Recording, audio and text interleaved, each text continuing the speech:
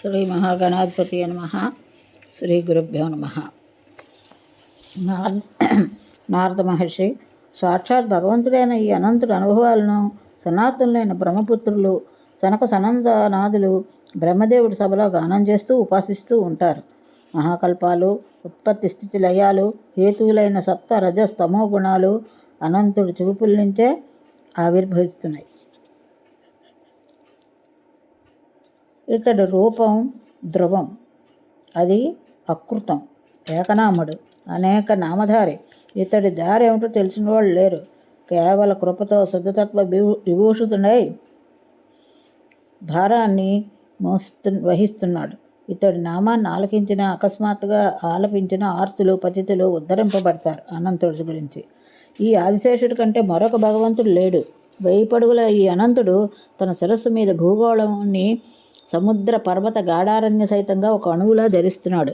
ఇతడి శక్తి అనంతం, ఇతడి విక్రమం అమితం, మొక్కవోనిది.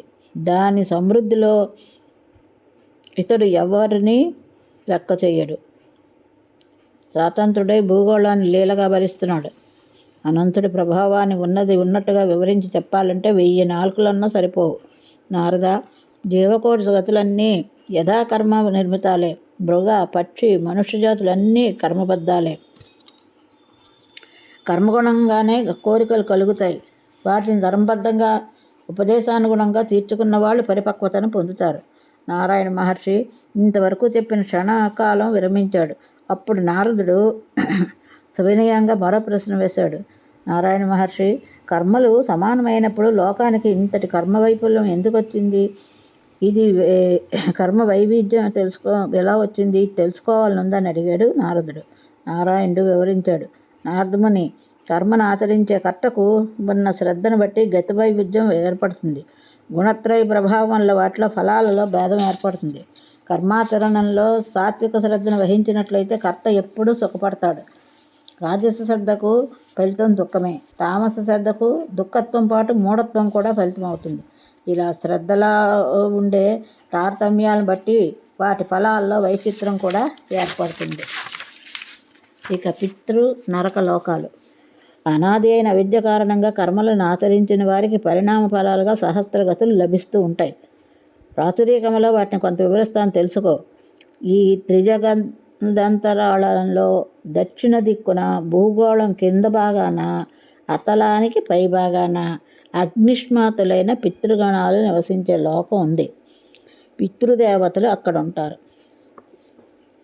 స్వీయ గోత్రీయులకు ఆయుద్ధాన్ని పెంచే ఆశీస్సులను వీళ్ళు అందిస్తారు. యమధర్మరాజు ఈ లోకానికి అధిపతి.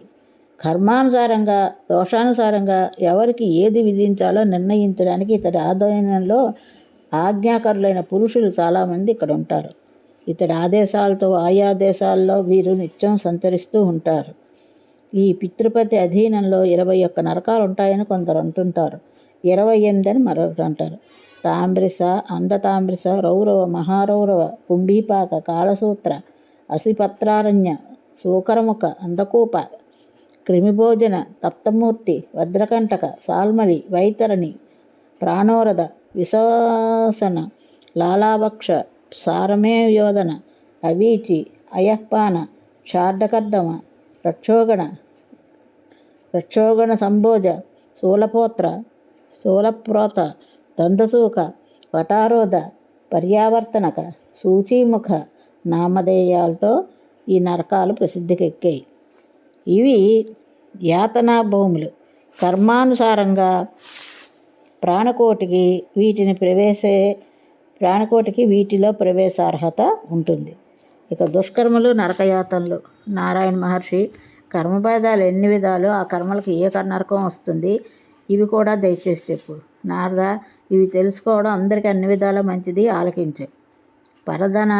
పరదారాపహరణం చేసిన వారు తాంబ్రిస నరకంలో యాతనలు పడతారు. అక్కడ ఎంబట్లు దండతాడన సంతర్జనాదులు బహుకరిస్తారు. మూర్ఛా వివసుడే విడిచిపెట్టరు. భర్తలను వంచిన స్త్రీలు అందతాంబ్రిసనానికి పోతారు. అక్కడ యాతన వర్ణనాతీతం. కన్ను పొడుచుకొచ్చినా ఏమి కనిపించదు, మతిపోతుంది. మొదలు నరికిన చెట్టుల్లో కూలబడిపోతారు. నేను, నా కుటుంబం, నాది అంటూ కేవలం స్వీయ కుటుంబ పోషణ కాలాలంపటలై భూతద్రోహం చేసేవాళ్ళు రౌరవ నరకానికి వెళ్ళిపోతారు. భూలోకంలో తాను ఏ ఏ ప్రాణులను హింసించాడో ఆ ప్రాణులన్నీ రురువులుగా మారి ఈ నరకంలో దారుణంగా హింసిస్తాయి. రురువు సర్పం కంటే క్రూరమైన జంతువు అని పెద్దలు చెప్తారు. వీటిలో పచ్చి మాంసాన్ని తినే రురువులు కూడా ఉన్నాయి. అవి మహారౌరవంలో ఉంటాయి. పశు పక్షి గణాలను హింసించిన క్రూరులు కుంభీపాక నరకంలో పడతారు. అక్కడ సలసల్లాడుతున్న నూనెతోట్లో ఈ పాపాత్మలు నివసించవలసి వస్తుంది. తాను హింసించిన జంతువుకి శరీరం మీద ఎన్ని రోమాలున్నాయో అన్ని వేల సంవత్సరాలు నూనెలో వేగవలసి వస్తుంది. ఇక పితృ విప్ర బ్రాహ్మణ ధిక్కారం చేసి ధర్మం తప్పి సంచరించిన వాడు అగ్ని సూర్య తేజస్సులతో మహాగ్నికుండంలాగా బగబగలాడే కాలసూత్ర నరకంలో పడతాడు. తీవ్రమైన ఆకలి దప్పులతో లోపల బయట దహింపబడతాడు. తనకు నిర్దిష్టమైన వేద మార్గాన్ని అనారోగ్య కారణాలు ఏమీ లేకుండా విడిచిపెట్టేసి పాషండులతో కలిసిపోయిన వారికి ఎంబట్లు అసిపత్రవనం అనే నరకంలో పడేస్తారు. కొరడాలతో బాదుతారు. లబో దిబోమని అటు ఇటు పరిగెత్తిస్తుంటే అన్ని వైపుల నుంచి కత్తుల అంచులు శరీరాన్ని చీరేస్తూ ఉంటాయి. అప్పటికి పాషండ ఫలం బాగా అనుభవంలోకి వస్తుంది. అన్యాయంగా అక్రమంగా పరులను శిక్షించిన పరిపాలకుడు, ద్విజులను శారీరకంగా శిక్షించిన ప్రభువు శూకరముఖం అనే నరకంలో పడతాడు. అక్కడ అతని శరీరాన్ని చెరుకుగడలా పిప్పి చేసేస్తుంటే ఆర్తనాదాలు చేస్తూ మాంసపు ముద్ద అయిపోతాడు.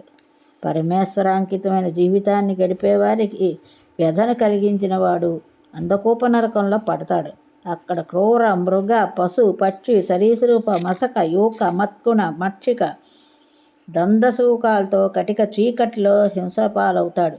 కుళ్ళిపోయిన శరీరంతో జంతువుల నేల మీద పాకుతాడు, పొర్లాడతాడు. పంచయజ్ఞాలు చేసి బలిప్రదానం చెయ్యక అతిథులకు పెట్టక అంతా తనే భుజించేవాడు కృమిబోధిన నరకంలో పడతాడు. 1,00,000 యోజన విస్తీర్ణమైన కృమికుండంలో తాను ఒక క్రిమిగా మారిపోయి మలభక్షకుడు అవుతాడు. అప్రహాసుడు కూడా ఈ నరకానికే చేరుతాడు. ఏ ఆపద లేకపోయినా ఇతరుల బంగారాలని రత్నాలని అపహరించేవాడు అగ్నిపిండాలు లాంటి ఇనప స్తంభాలు కట్టివేయబడతాడు. ఇది సప్తమూర్తి నరకం.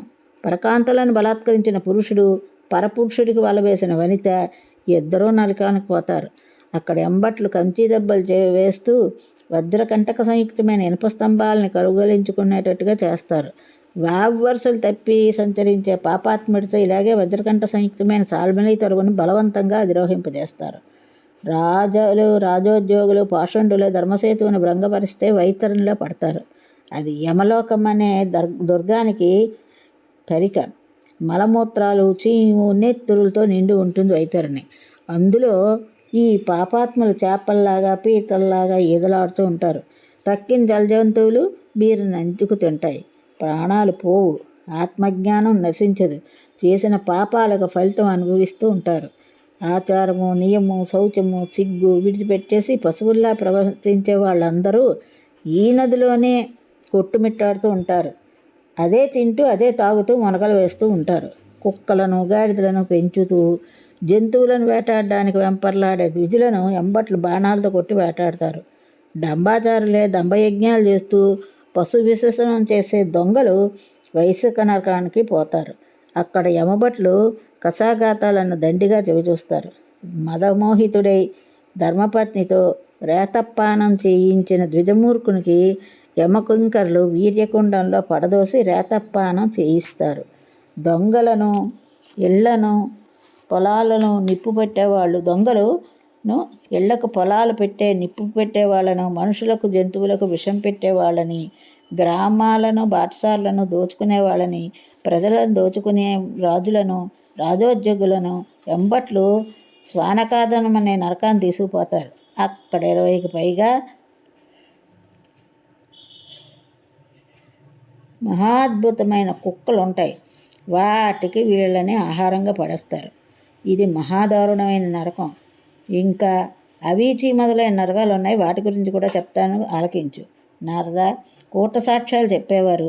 గుడిగోపురాదులకు దాతల నుంచి లభించిన ధనకనక భూ వస్త్రాలను దుర్వినియోగం చేసేవాళ్ళు ఆవీచి నరకానికి పోతారు. నూరు యోధులు ఎత్తున్న గిరిశిఖరం మీద నుంచి వీటికి తలకిందులుగా ఆ నరకంలోకి తోసేస్తారు. ఎంబట్లు అక్కడ నేలంతా కెరటాలుగా ఉంటుంది, కానీ అవి నీటి కెరటాలు కావు. అందుకే దాన్ని అవీచి అని పేరు. అందులో పడిన ఈ పాపాత్ములు నువ్వు గింజపాటి తుత్తులియాలవుతారు. బ్రాహ్మణ క్షత్రియ వయస్సుల్లో స్త్రీలు కానీ పురుషులు కానీ తెలిసి కానీ తెలియక కానీ సురాపానం చేస్తే వాళ్ళు నరకానికి పోతారు. ఇక్కడ యమంబటులు ఇనుమును సలసలా కాగించి బలవంతంగా తాగిస్తారు కరిగించి. వర్ణాశ్రమ ధర్మాలు పాటించని వారిని, గౌరవించని అధములను క్షారకర్దమ నరకానికి పోతారు. నరమేధ ఘోర యజ్ఞాలు చేసిన వాళ్ళు యమలోకంలో పడే యాతనలు వర్ణనాతీతం.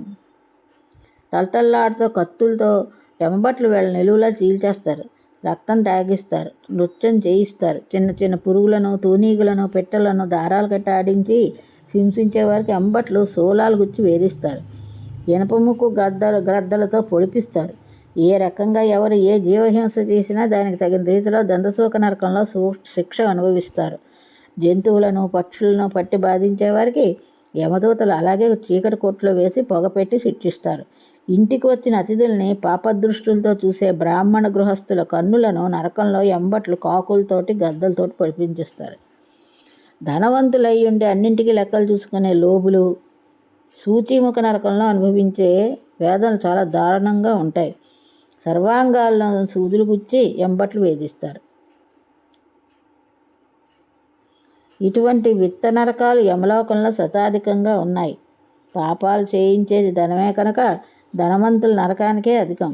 నేను చెప్పినవే కాదు, చెప్పని యాతనా భూములు ఇంకా ఉన్నాయి. నారద, పాపాత్ములు నరకాలకు పోయినట్టే ధర్మాత్ములు సుఖప్రదాలైన లోకాలకు వెళ్తారు. మహాముని, సారాంశంగా ఒక మాట చెప్తాను, ఆలకించు. దేవీ పూజనం, దేవీ ఆరాధనం ఇదొక్కటే అందరికీ సర్వపాప పరిహారం, ఉత్తమోత్తమైన ధర్మం. దీన్ని అనుష్ఠించిన ప్రాణికి మరింక చింత లేదు. నరకం దరిదాపులకైనా పోవలసిన అవసరం లేదు. సంసార సాగరం నుంచి ఉద్ధరించగలిగింది మహాదేవి మాత్రమే. నారాయణ మహర్షి, సారాంశం గ్రహించాను.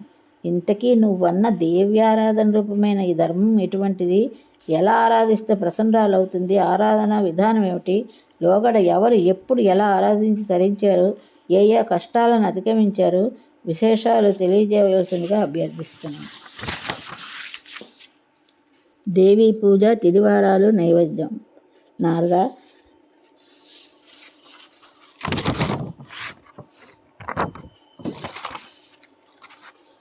విద్యా విశారద, చాలా సమంజసమైన ప్రశ్నలు వేశావు, చెప్తాను.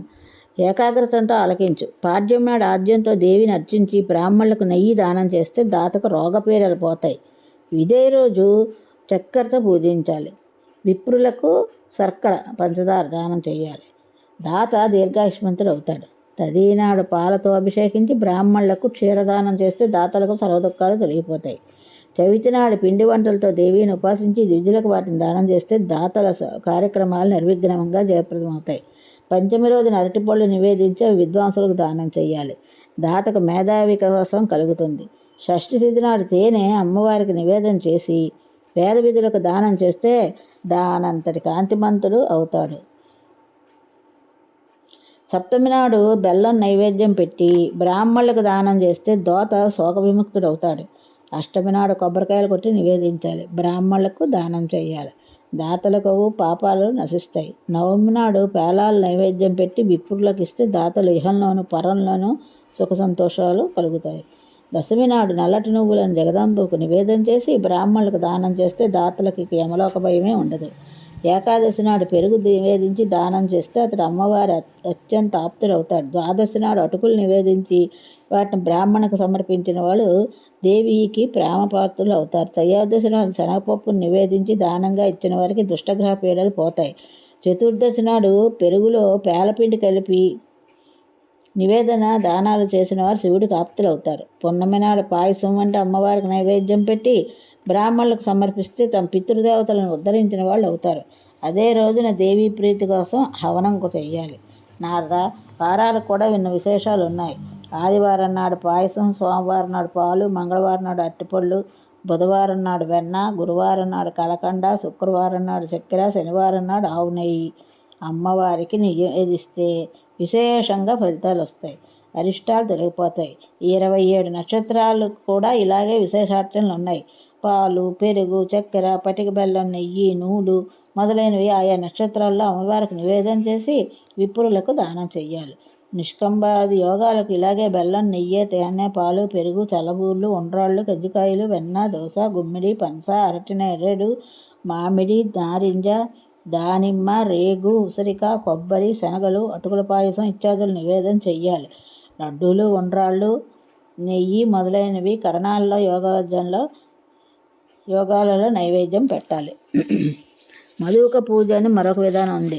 అది చైత్రశుద్ధ తృతీయ మొదలుకొని అన్ని నెలల తుది నాడు శుచిగా మధుక వృక్షం అంటే విప్ప చెట్టు కింద మహాదేవికి షోడశోపచారాలు చెయ్యాలి.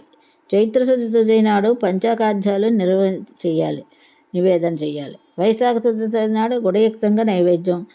తర్వాత నెలల్లో వరుసగా తేనె, వెన్న, పెరుగు, చక్కెర, పాయసం, పాలు, పేని, ఆవు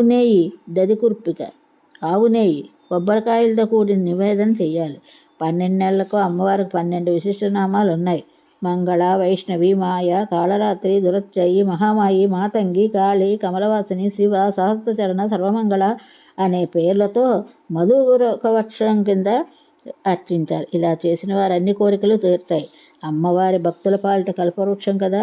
ఇలా అర్చించి మొక్కిన వారికి కొంగు బంగారం అవుతుంది. అటుపైన మధుకస్థమైన మహేశ్వరుని సర్వకామ సిద్ధి కోసం, వ్రత పూర్ణిత సిద్ధి కోసం భక్తి ప్రవర్తలతో నమస్కరించి ఇలా స్తుతించాలి.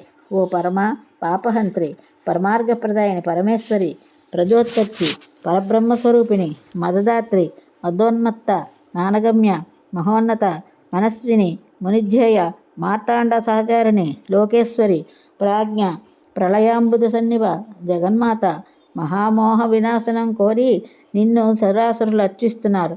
నువ్వు యమలోక భావకారణవి, యమ పూజ్యవు, యమ అగ్రజవు, యమ నిగ్రహ రూపవు, యజనీయవు, జగజ్జన్ని నమో నమః.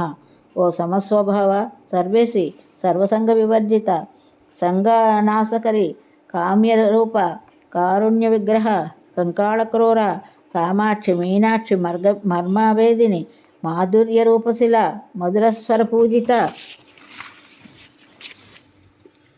మహామంత్రవతి, మంత్రగమ్య, మంత్రప్రియంకరి, మనుష్య మానసగమ, మన్మధారి ప్రియంకరి, అశ్వత్థవట నింబాంబ్ర కపిత బదరి, గత పనసార్క కరీరాది క్షీర వృక్ష స్వరూపిణి, దుగ్ధవల్ల నిహార్సహ, దయనీయ, దయాధిక, దాక్షిణ్య కారుణ రూప, సర్వజ్ఞ వల్లభ నమో నమః. ఇలా స్తుతించిన వారికి వ్రత సాఫల్యం వెంటనే సిద్ధిస్తుంది. ఈ స్తోత్రాన్ని నిరంతరం పఠించిన వారికి అతి వ్యాధి శత్రుభయాలు ఉండవు. చతుర్విధ పురుషార్థాల్లోనూ ఏది కోరినా అది సిద్ధిస్తుంది. చతుర్వర్ణాల వారికి అనుకూలమైన స్తోత్రం ఇది.